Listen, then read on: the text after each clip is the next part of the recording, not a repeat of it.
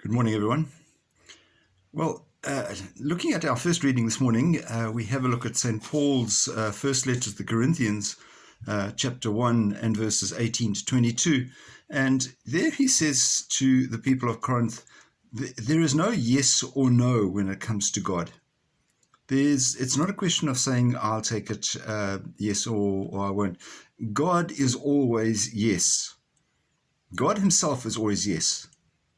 It's we who offer the option of yes or no.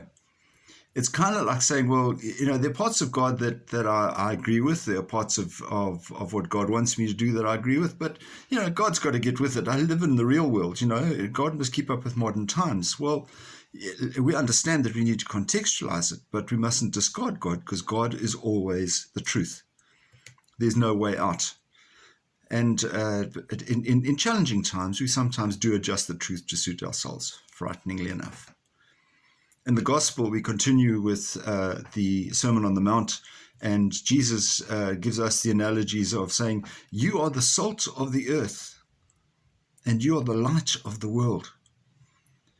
In other words, it is from us that people will get their nourishment, that people will get something which, when we think about saltiness is something that gives flavor, but not only does it give flavor, but there are times when it is actually used as a preservative.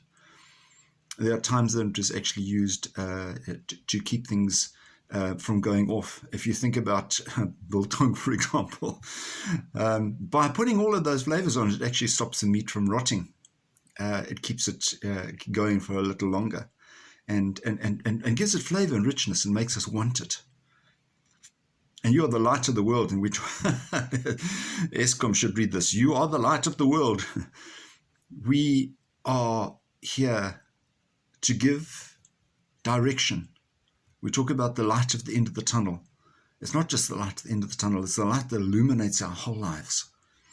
And we are the light of the world. We are the light for whom people need guidance.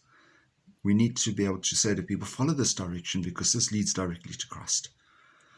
So it challenges greatly in our readings today that there's no right or wrong as far as God is concerned.